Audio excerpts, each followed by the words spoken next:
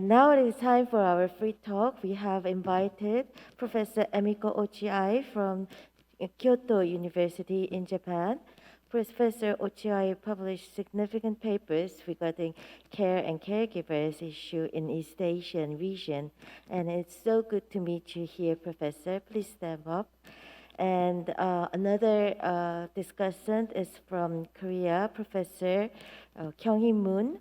And Moon Kyung-hee, she is an economist from the Changwon National University. And please step up to the floor.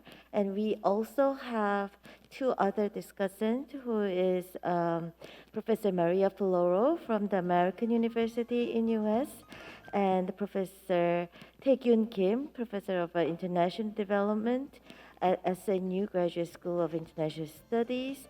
But Maria Floro and Professor Tae-Kyun Kim is not able to come here. They have more urgent issues and meetings has prevented them coming here. So instead, for them, we will read out their notes that they sent it us in advance. So please, Professor Emiko Ochiai.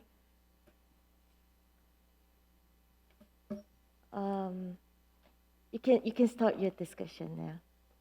You can freely start your discussion. Hi, nice to meet you. I'm Emiko Ochiai from Japan, Kyoto University. So let me sit because okay. So I'm very, very happy to have a chance to visit Seoul National University again. I used to be a frequent visitor to this university. So when I arrived at Hoam guest house, I felt so at home. But when I received the invitation this time, I was a bit reluctant because I have been confined to home for 3 years.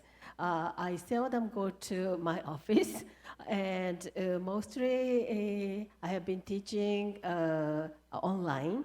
So I was a bit reluctant to pass the national border.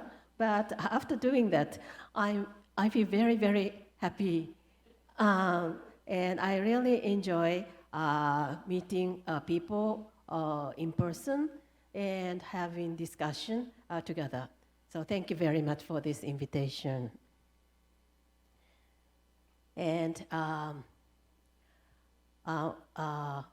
listening to the keynote speech and presentations in the first session, I've been thinking, what is the purpose of us, for us, gathering here?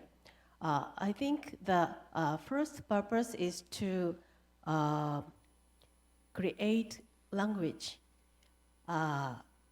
ideas, and words. The words which are important to us. For example, the term care economy is new. This term was invented to direct our intention to the area which was not covered in the mainstream economics. So it is very important to have adequate words and ideas to construct our future. As you all know, Max Weber said, it's ideas that gives us the directions. Of course, economy is the engine for development, but ideas will decide where to go. So now we are here to discuss where to go. For that purpose, we need to create good words, good concepts, and good ideas together. And for this purpose, I think Marina did a great job. You used very impressive words on feminist foreign policy and feminist development policy, and of course, care economy. And your keynote speech was full of ideas, opening up our, mind. So I really appreciated your presentation, keynote speech. Thank you very much. And also, Hyuna focused on the young generation's ideas about care. We did not have enough occasions to learn about young generation directly. We usually listen to prominent professors' talks or politicians, but we only learn the feelings or ideas of young people or through our informal discussions, informal conversation. But that is not enough. So I think it is a very valuable effort to collect young people's true feelings and ideas about care. And I was really impressed by the low proportion of men and women who want to marry and have children. It was quite low.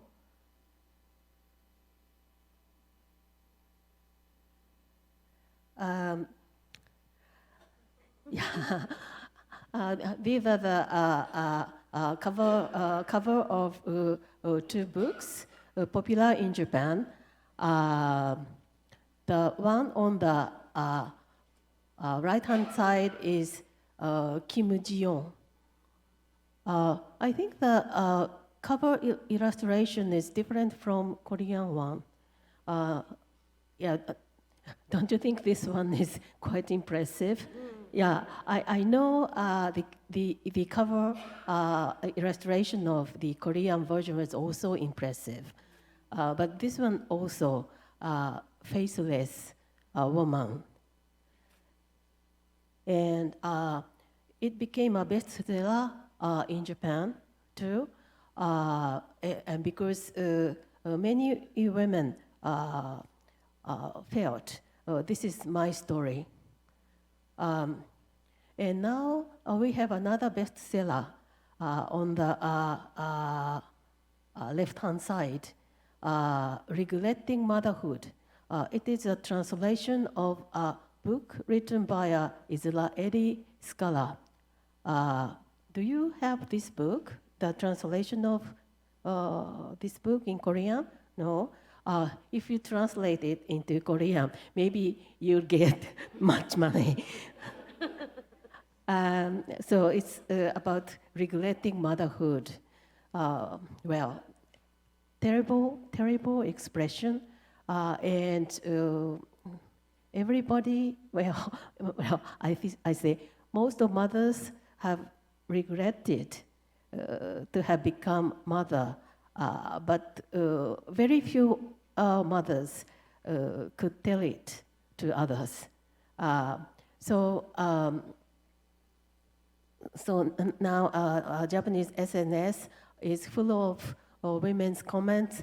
Oh, we could say this. If we can say this, I am one of them. There are full of so many comments in Japanese SNS. But the proportion of people who want to marry is still much higher in Japan compared to Korea. I think I have the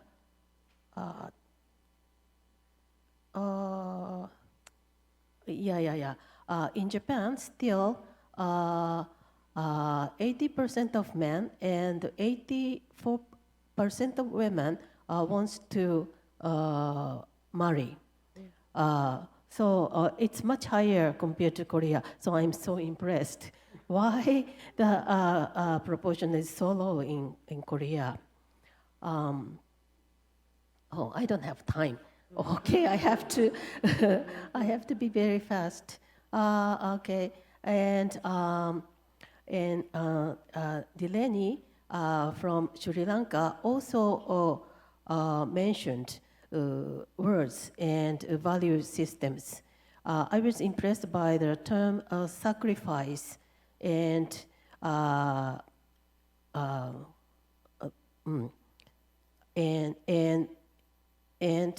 women were used as symbols of a nation. So they have to sacrifice themselves for caregiving for others. I think she touched a very important aspect of care in language. And if we talk about language about care, I think the term green and caring economy used by some feminist scholars based in the UK is quite impressive and creative.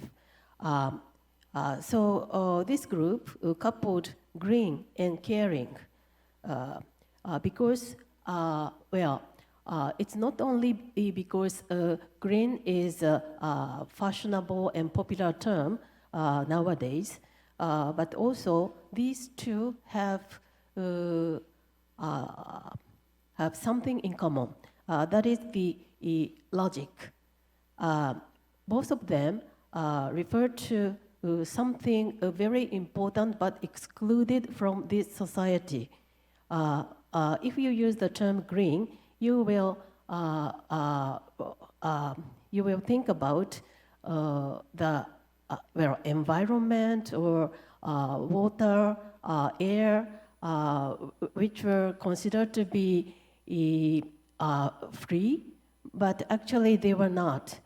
So now we have to include the value of air and water into our economy. This is the logic behind green.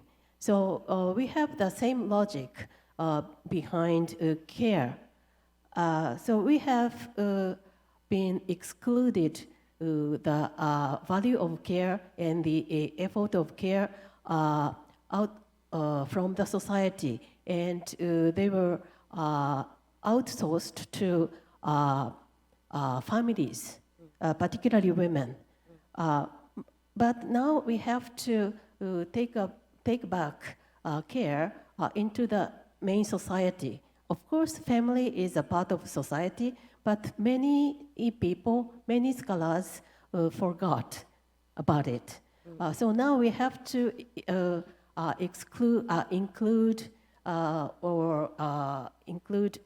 the family and women's activities, mostly unpaid, into the main society and economy. This is the logic behind the term care. Okay, I'll be very quick too. Okay. So then, how to include care into the society?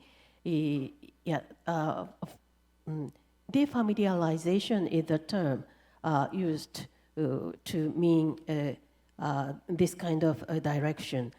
We have to defamiliarize care. It means we socialize care into market or into state activities or to community. So we have different directions to defamiliarize care. And for doing that, empirical studies is very important, of course. And many presentations showed their research results. Particularly, I was quite impressed by Ottoko's presentation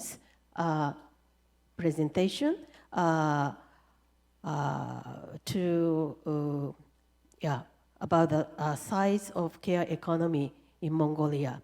But for these empirical studies, I have some difficulty to comment because it's very difficult to compare because those presentations were not following the same framework. So it's still difficult to make comment to compare these results. But you have produced very good results. So now the next step is to compare them and to generate theories about that. Okay, may I show you one thing? I've conducted 2 surveys about the effect of COVID-19 in Japan, and what I found was this kind of relationship.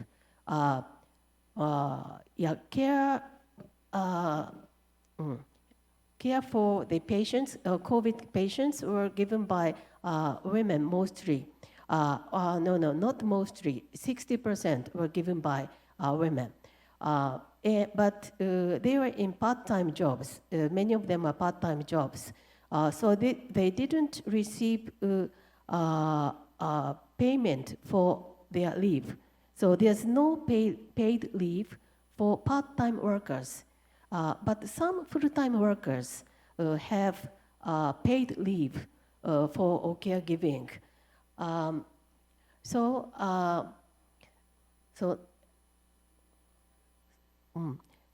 these women who were taking care of other family members suffered care penalty. And this is the basis of gender inequality. So we have to find ways to stop this circle.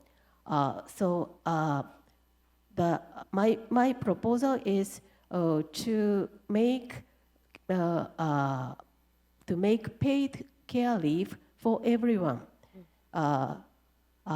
including non-standard workers. In this way, we can make care visible and rewarding. Thank you very much. Thank you so much. So next discussant, we have Kyunghee Moon from the Changwon University. And for the 2 other discussants, because we have a time limit, we'll just send their notes to the presenters. So please take your time. And I think you have like 9 minutes to discuss. Hello.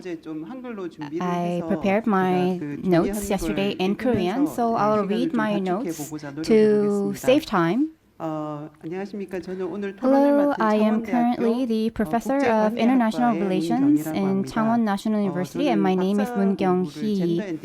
I studied gender and development for my PhD, and it's a really wonderful opportunity for me to learn a lot of things in this conference. So I would like to thank the organizers for inviting me to this conference as a discussant, and today I was able to learn about the gender and development and care economy today, and I listened attentively to our 4 presenters.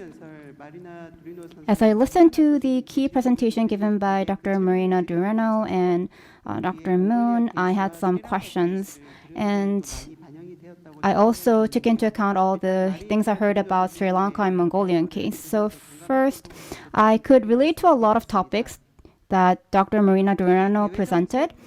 When it comes to the foreign policy, especially ODA policies, it's true that there's not enough feminist critiques, analysts, alternative recommendations. I totally agree to this point. And even if we adopt a feminist or gender-based policy, it's true that it tends to identify women as beneficiaries. And the lack of intersectionality leaves the women minority to be still marginalized and discriminated against. These are all valid points. Moreover, as a country that implemented a feminist foreign policy from very early on, the fact that Sweden ignored arms trade or the history of militarization or colonization has big implications to other countries as well. Global economies are becoming more polarized. But as I mentioned, in the areas of finance, taxation, trade, investment, and other macroeconomic policies, there is a lack of feminist critiques and discussions. I also agree to your point on this. In many countries, there's a disconnection between domestic policies on gender equality and foreign policy. This is a problem that is faced by all countries around the world. As you pointed out these issues, you also suggested that the care economy shifts the way we think about feminist foreign policy and development policy, and thus provide an alternative perspective or approach. In the past few years, you said that France, Mexico, and Germany have included in their feminist development policy the discussion of the topic of care economy. I'd like to hear more about this point. I want to learn more on exactly how and which agenda the policies are being developed and how the budget is being planned to be used. And I have one more question. Back in the 1990s and even today, ODA is used to improve the wages of women workers. And women workers are leaving homes. They're actually getting away from care work to contribute to the economic development. So how can we use ODA to promote the care economy? One more question that I have is, we live in the times of survival of the fittest or dominance of power, and this may at times rationalize a country's judgment on militarization or colonization. For sure, the feminist foreign policy should consider the issue of international arms trade, but those in the international community who believe that war, massacre, and violence should not be tolerated should participate more in the high levels of discussion making and thereby draw national consensus and institutionalized norms. To me, this seems to be more important. And I'm sure all of you who are here today feel the same way as I do, because even though there is the UNSC Resolution 1325, during the Russia-Ukraine war, gender-based violence could not be prevented. This kind of reality made me feel despair and hopelessness. For a long time, the international community fought against poverty by spending enormous amounts of financial resources to underdeveloped countries or partner countries. Even so, the imbalance of economic powers between the countries has not weakened. It has rather intensified, making us feel the same emotions that you feel today from the war. Moreover, in many parts of the world we're finding anti-feminist backlash. Against this backdrop, how should feminists address the international relation matters such as military defense and macroeconomic issues? If the previous feminist critiques and proposal of alternatives were not sufficient or not effective enough, how can the care economy, the topic of our discussion today, help raise the issues of militarization, colonization, or economic power imbalances? And how is this becoming a policy? So I want to know what the global community is doing. So if there's something that you didn't mention during your presentation, please elaborate a little bit further. I know you presented saying that you are not here to present but to ask questions, so I guess I might not be able to hear the answers today due to time constraints. Next, I'd like to comment on Dr. Moon Hyun-a's presentation. You talked about the present and future of young adults' engagement with care. As I read this presentation, I found many things to be really interesting. First, the pressing issues of Korea are marriage, childbirth, and care. And I want to thank her for studying this from the perspectives of young adults. I could relate to a lot of things from reading your presentation and also learned a lot. What I found most interesting was on slide 11. It said, the challenge of achieving work-life balance is more like likely to be accountable for low fertility than women's participation in economic activity. I think this phrase refers to the fact that not the employment itself, but the work-life balance is actually more important. Also, I was aware of the fact that Korea had the longest average working hours among OECD countries, but the fact that it was 10% longer was very surprising. On slide 25, there was an international comparison of work-life balance of 11 countries, and the country with the most severe work-life imbalance problem of the younger generation compared to the parents' generation was also Korea. I'm not sure which shocks me more. The fact that Korean young adults experience a bad work-life imbalance relative to other countries, or the fact that Korea has the biggest difference between the parents and younger generation from an international comparison.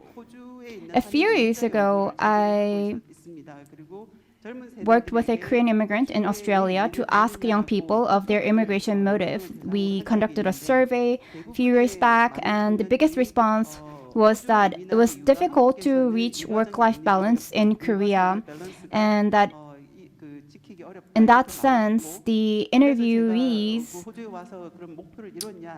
when asked, did you achieve your goal moving to Australia, said that they were very satisfied with their life in Australia. They said achieving work-life balance is possible in Australia.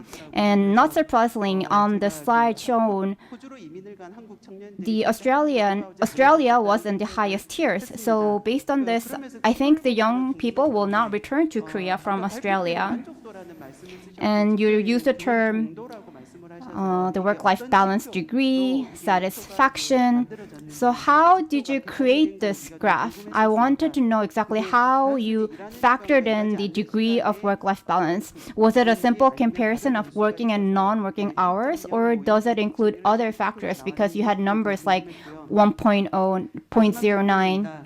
And the last question is about young adults.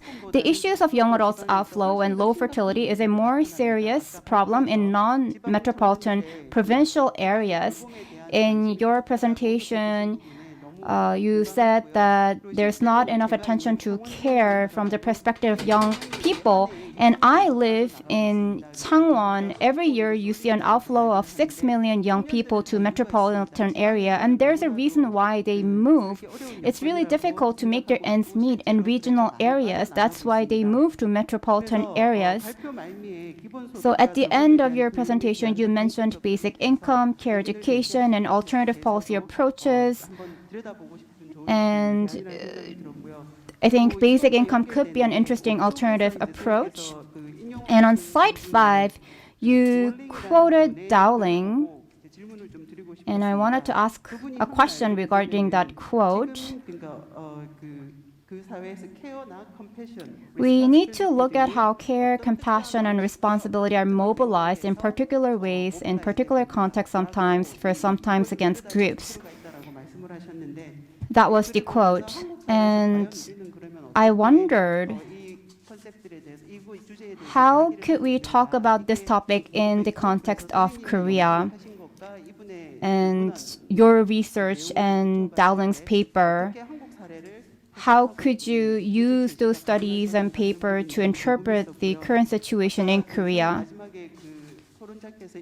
And lastly, we heard from the previous discussants that Japan does still have a high rate of wanting to get married. So I wanted to know exactly what the differences are between Japan and Korea. Thank you. With this, I will end my comments. Thank you so much for your insightful discussion.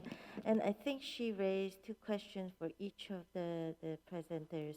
Would you like to speak out for her questions? Or for the time limit? Yeah, we'll discuss that in the break time. Okay, thank you. Thank you so much for all the presenters and discussions in our session. We all have learned a lot from each other, I think. And thank you so much. I would like to declare that we are closing this session. Thank you.